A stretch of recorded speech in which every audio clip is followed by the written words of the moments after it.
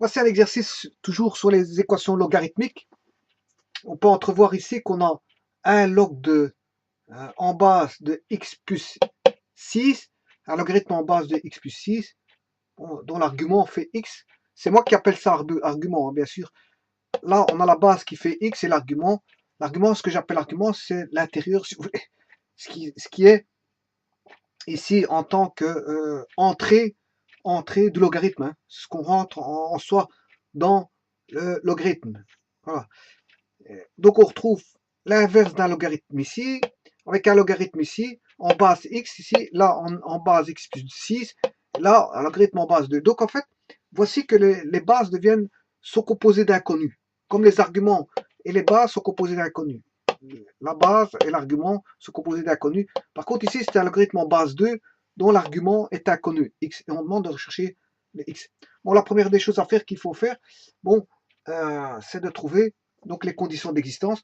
On sait bien qu'ici, je peux écrire logarithme en base x de x plus 6 de la manière suivante. C'est ln de x sur ln de x plus 6. En passant par les logarithmes népériens. Donc on voit tout de suite qu'en écrivant l'écriture de changement de base comme ceci, je passe par un logarithme en base e. C'est pas un problème, hein. Dès que je passe en logarithme en base quelconque, ça ne change rien en fait. Donc ici, je passe par un logarithme en base e, que je vais appeler log de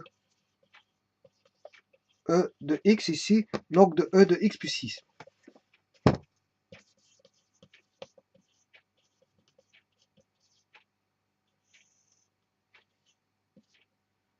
Je passe par un logarithme en base e. Et donc ici, on peut voir le domaine. Le domaine, on voit tout de suite que x plus 6 doit être strictement positif. Et que x doit être la base. En fait, la base ne peut pas être nulle. Donc, ici, en écrivant ceci, donc on a dit que c'était ln de x qui est au numérateur sur ln de x plus 6. Bon, si je reviens à l'écriture, logarithme ln de x plus 6.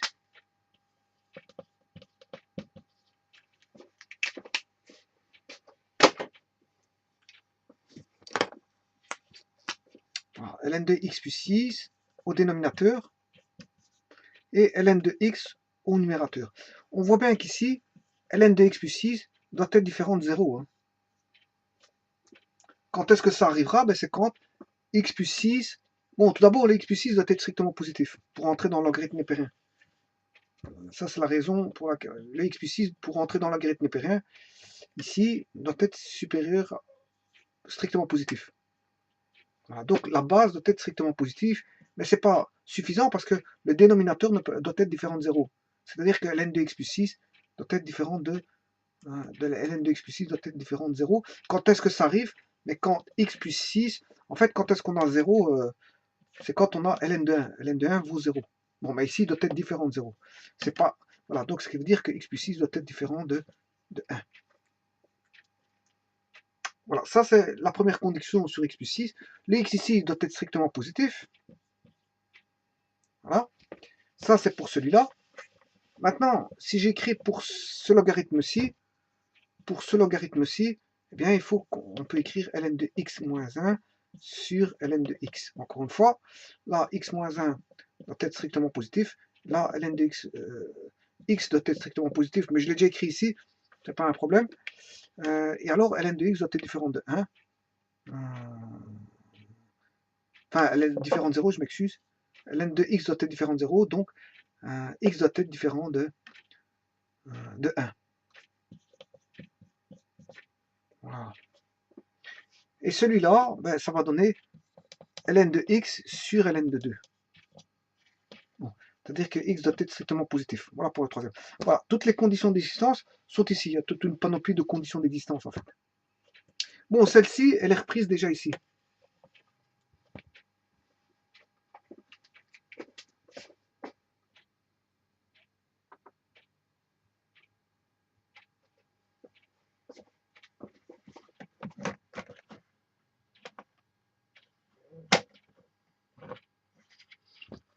plus grand que 0 est ici. Hein. Voilà, ça c'est tout un ensemble de conditions d'existence. Conditions d'existence, provenance x plus 6 et x positif de celui-ci, et x plus 6 différent de 1 provenant de celui-là. Donc, celui-là donne ces trois conditions d'existence-là, celui-là donne celui-là, et celui-là, mais il est déjà là, hein. X plus grand que 0, il est ici. Voilà, on vient se rajouter deux autres conditions d'existence qui est x moins 1 strictement positif et x différent de 1. Et le dernier ici va donner ln de x sur ln de 2. Donc x doit être strictement positif, mais il est déjà repris ici. Donc on a toutes ces conditions d'existence. Donc il faut les réunir. Et attention que ça doit être l'intersection de toutes ces conditions d'existence. Hein. Voilà, c'est l'intersection qui importe. Donc x plus 6 est strictement positif. Donc ça veut dire que x, si je résous cette équation-là, x plus grand que moins 6. Celui-ci, c'est x plus grand que 1.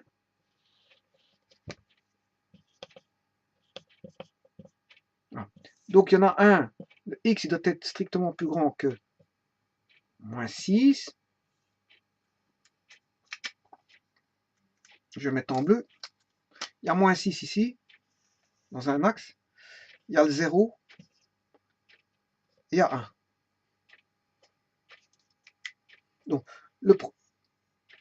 celui-ci, il dit que x doit être plus grand que moins 6 pour ce logarithme-là. X plus grand que moins 6, strictement. Donc, c'est tout ce qui est au-dessus de moins 6. Voilà. Mais je ne peux pas prendre le moins 6.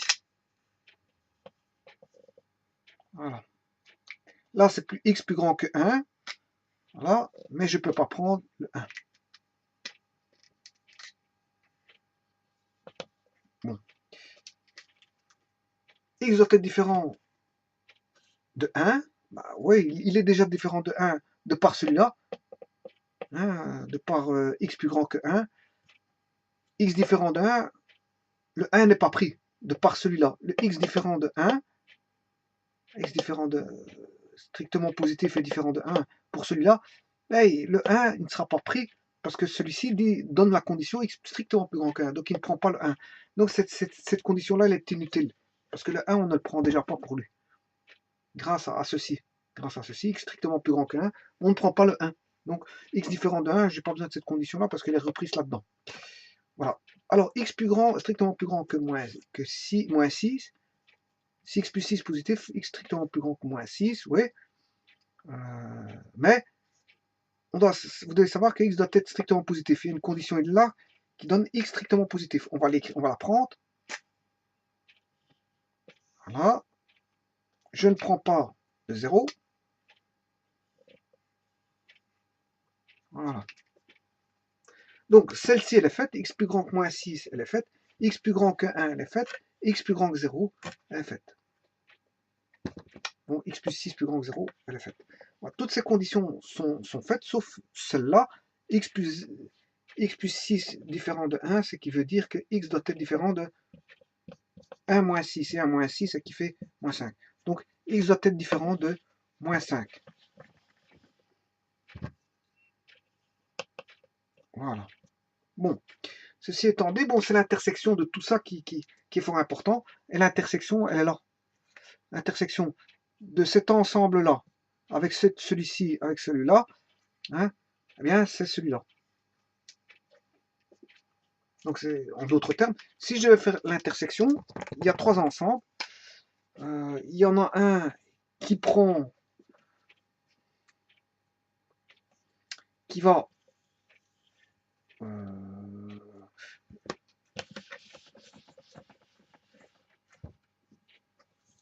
va de moins 6 à l'infini. C'est celui-là. Je vais appeler ça cet ensemble E1. Le second, il va de 0 à plus l'infini. 0 non compris. Hein. Ouais, ici, l'ensemble 1, moins 6, il n'est pas pris. Donc, voilà, moins 6, il est à l'extérieur. Voilà, mais c'est tout ce qui se trouve entre moins 6 non compris et, si vous voulez, l'infini. Bon, ici, le second ensemble, ce sera l'ensemble qu'on a ici, c'est E2. E2 va de... bien sûr, moins 5 n'est pas repris non plus. Hein. parce qu'il est en dehors de l'ensemble E1, voilà. E2 reprend de 0, mais 0 est dans l'ensemble 1, donc il n'est pas compris dans l'ensemble de 2, donc l'ensemble 2 va de 0 à l'infini, voilà, et l'ensemble 3 va de 1. Cet ensemble contient, E2 contient le 1, voilà, E2 contient le 1, et on a E3 qui va de juste après 1 jusqu'à l'infini.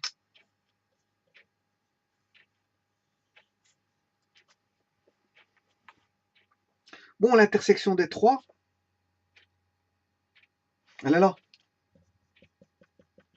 Voilà l'intersection des trois ensembles. C'est E3 en fait. Donc l'intersection de cet ensemble-là avec celui-ci et celui-là, l'intersection, elle est là.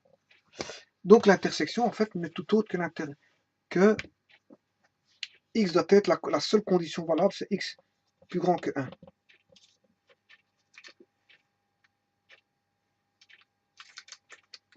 Voilà. Donc ça, c'est pour les conditions d'existence, x doit être strictement plus grand que 1. Donc ce qui élimine tout un ensemble de valeurs. Maintenant, pour la résolution, c'est facile. Bon, il suffit de remettre ceci sous forme de logarithme népérien.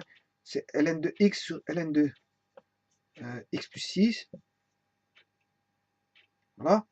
Plus ln de x moins 1 sur ln de x est égal à 2 plus 1 sur ln de x sur ln de 2. Bon, l'inverse de ceci, c'est ln de x plus 6 sur ln de x.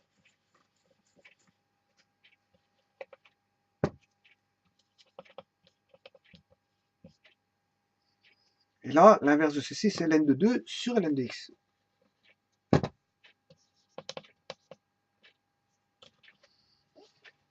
Bon, je vois qu'il y a ln de x, ln de x, ln de x. Bon, il n'y a pas ln de x ici, ben, je vais mettre tout au même dénominateur pour justement enlever ce ln de x. Donc je multiplie par ln de x ici, mais je divise par ln de x ici. Là, tout est en ln de x. Donc je peux supprimer, je mets tout au même dénominateur commun qui est ln de x, c'est-à-dire que je n'ai qu'une seule barre de fraction plus, voilà, ln de x est égal à, ici j'ai qu'une seule barre de fraction sur ln de x. Bon, j'ai ln de x ici et ln de x ici, qu'est-ce que je fais? Mais je simplifie les ln de x.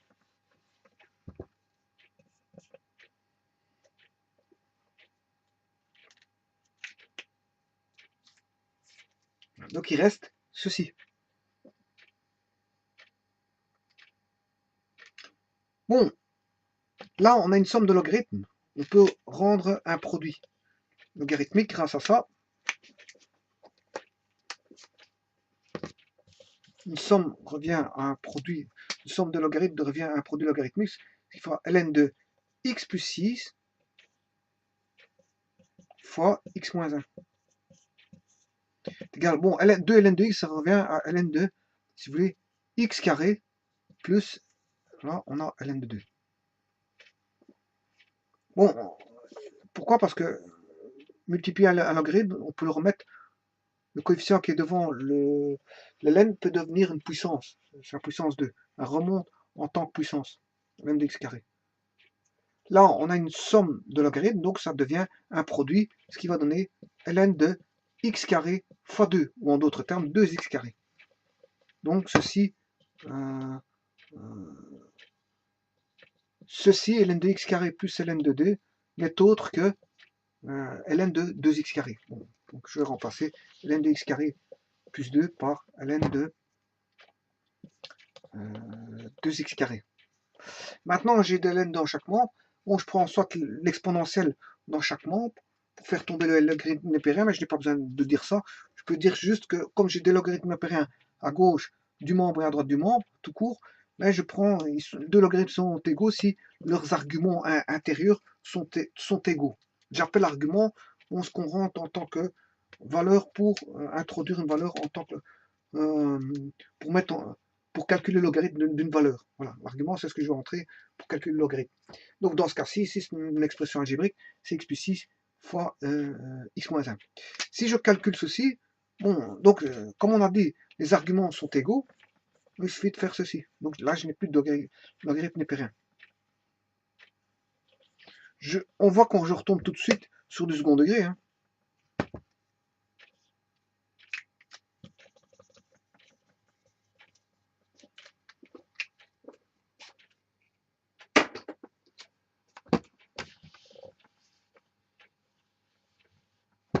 Et ça, c'est du second degré maîtrisable par de nombreuses personnes. Il suffit de multiplier le produit par la distributivité double. X fois x, c'est x carré. X fois moins 1, moins x. Plus 6 fois x, plus 6x. Plus 6 fois moins 1, moins 6. Moins 2x carré égale 0. X carré moins 2x carré, ce qui donne moins x carré. 6x plus moins x plus 5x moins 6 égale 0. Donc là, j'ai une équation du second degré. Bon, que je vais calculer, bien sûr, à la machine. Bon, j'ai passé ce stade de calculer, je veux dire, à la main. Je sais pas si on voit la machine. On voit pas bien le vert à l'écran.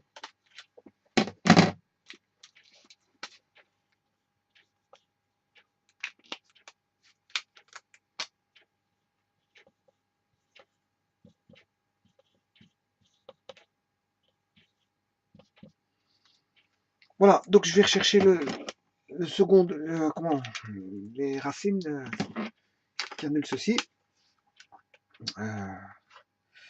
Donc,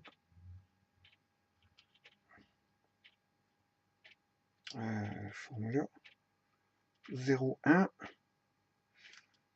A, coefficient A vaut moins 1. Le B vaut 5. Et le C, bon, il trouve la première racine vaut 2. Et la seconde vaut 3. Voilà, donc la réponse est 2 et 3.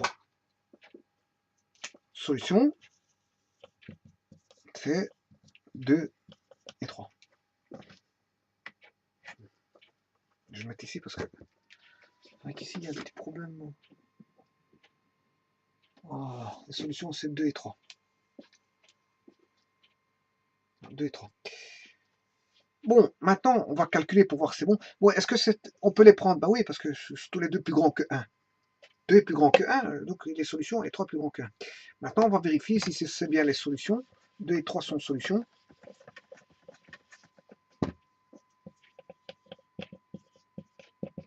On va vérifier chacun. Donc on a un log de, là, x vaut 2. 2 plus 6, ça fait 8. Plus log de 2 moins 1, ce qui fait 1. 2. Égale à 2 plus 1 log de 2, 2. Voilà. Alors, on va vérifier ce que ça donne. Que fait ceci? Log de 1, 2. Alors, le logarithme en base, ça donne ln de 1 sur ln de 2. Voilà. Et ln de 1 vaut 0, donc sur ln de 2. Ce qui veut dire que tout logarithme, quelle que soit la base de 1, vaut toujours 0. Logarithme de a de 1 vaudra toujours 0. D'après la démonstration que je vais faire ici, j'aurai ln de 1 sur ln de a en changement de base, et ln de 1 vaut toujours 0. Et là, j'aurai ln de a. Donc, fatalement, 0 sur ln de a vaut 0. Donc log 1 de a vaut 0. Et c'est bien ce cas de figure que j'ai ici. Donc ceci vaut 0. Ça va tomber.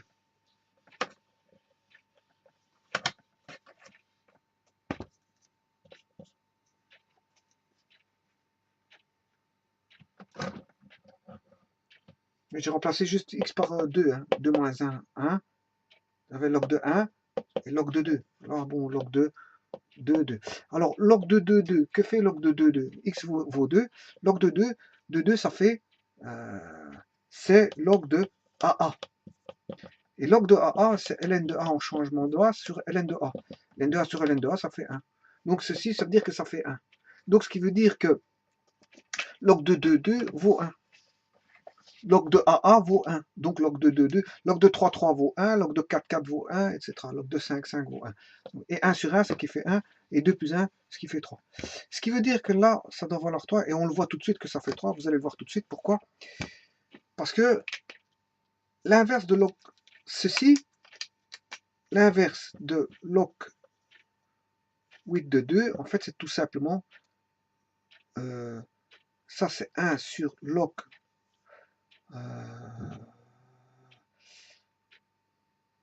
c'est ln de 2 sur ln de 8. Ce qui veut dire qu'on a ln de 8 sur ln de 2. Ce qui veut dire qu'on a log en base 2 de 8.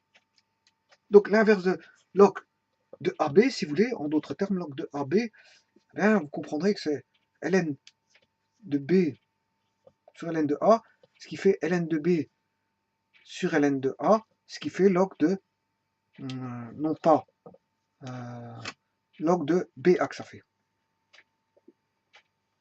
Log de BA. Ouais, la lumière donne un petit peu trop sec. Je veux dire, on ne voit pas tellement fort. Hein. Le vert, je vais repasser dessus. Donc 1 sur log de BA est égal à 1 sur ln de B sur ln de A, ce qui fait ln de B sur ln de A, ce qui fait log de 1 sur log de BA est égal à log de AB. Log de AB. Voilà. Ce qui veut dire qu'ici, log de 1 sur log de 8 vaut log de 8, 2. Log de 8, 2. Attention qu'ici, je me pose la question, hein, si c'est égal. Mais effectivement, on voit bien que c'est égal.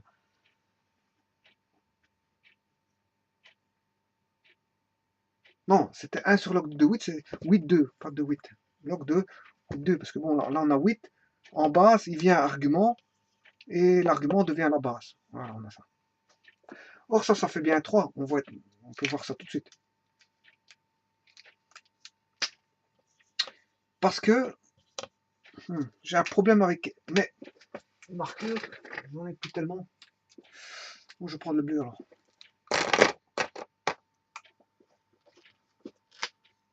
Donc, log de 2, 8. Ben, on sait bien, log de 2, 8, c'est log en base 2. Et 8, c'est 2 au cube. Ce qui fait 3 log de 2, 2. Or, log de 2, 2 fait 1. Et une fois 3, ça fait bien 3. Donc, log de 8, 2 fait bien 3. Il y a bien égalité. Donc, la solution x égale 2 bon, est bonne. Bon, on va prendre l'autre solution. Je vais prendre 3. Donc, 2 est bon. Vérifions pour 3. 1 sur log de x vaut 3. 3 plus 6, ça fait 9. Plus log de 3 moins 1, 2. En base 3, c'est égal à 2 plus 1 sur log de 2, 3. Voilà. Bon, ici, donc, j'ai bien deux inverses. Ces deux inverses vont devenir, la base va devenir l'argument, et l'argument la base. Donc ici, log de 9, 3 va devenir log de 3, 9. Log de, en base 3 de 9. Et là, ça va devenir log en base 3 de 2. Voilà. Bon, j'ai soustrait, bien sûr, on se pose la question si c'est égal. On soustrait les deux, log de, en base 2 de 3. On les retire parce qu'ils sont égaux. Hein. J'ai log en base 2, 3 de 2 ici. Hein, ici, là, je les soustrais. Et il reste ceci égal à 2. Or, on voit bien que ceci, ça, c'est bien 2. Parce que, est-ce que c'est égal à 2? Ben oui, parce que log 3 de 9, c'est log en base 3 de 3 au carré, ce qui fait 2 log de 3, 3. Log de 3, 3 fait 1. Une fois 2, 2, ça fait bien 2. Voilà. Je m'excuse pour les marqueurs parce qu'en fait, ça me pose un problème. Une fois qu'ils commencent à flécher, je veux dire, j'ai du mal à représenter, surtout qu'avec la lumière ici, on voit pas tellement bien. Ben, de toute façon, vous avez vu la solution, comment elle se présentait. J'ai dû écrire en différents marqueurs, rouge, vert, bleu, mais bon, euh, j'ai pas trop le choix, il faudrait que voilà, je recommande des marqueurs. Voilà, je vous remercie beaucoup.